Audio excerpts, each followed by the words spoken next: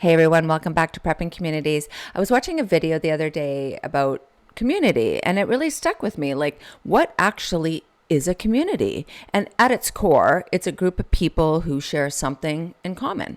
Maybe it's where they live, maybe it's what they believe, maybe it's how they live their lives. But when you look at it through a preparedness lens, community starts to mean a whole lot more.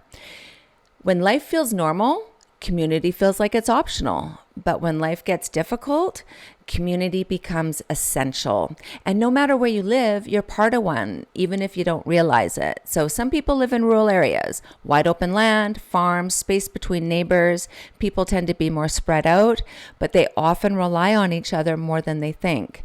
Others live in cities, lots of people, lots of services, everything close together.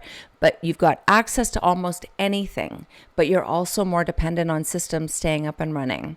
And then there's the suburbs, kind of like the middle ground, right? Neighborhoods, families, people commuting, kids in school, local shops, a mix of both worlds maybe. None of these are better than the others. They're just different environments. But here's the important part.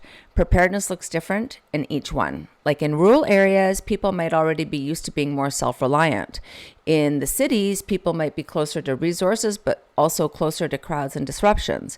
In suburban neighborhoods, people might not even know the person living 2 doors down. I've been there, I know. Like, I just moved out from the city, and our neighbors, on one side, they were really great. On the other, they didn't want to talk to anybody. And I lived beside them for a while. I didn't even know their names.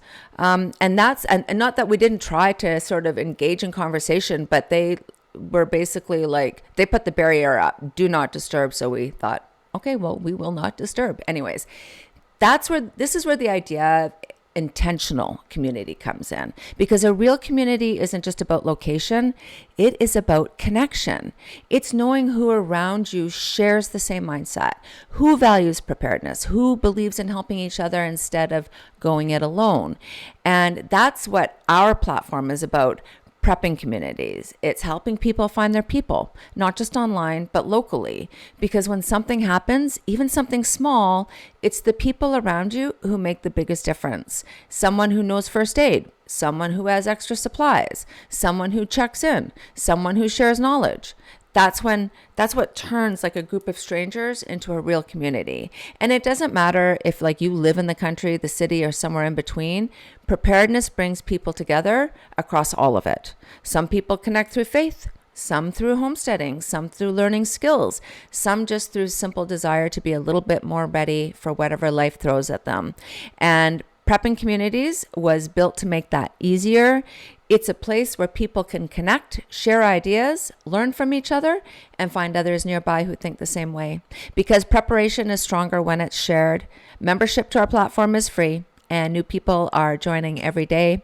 So whether you're rural, urban, or suburban, the real question is, have you found your people yet? And because once you do, the preparedness stops feeling like something you're doing alone and starts feeling like something that you are building together. So if you found this video helpful, I hope that you will like, subscribe, and ring that notification bell so you never miss another video.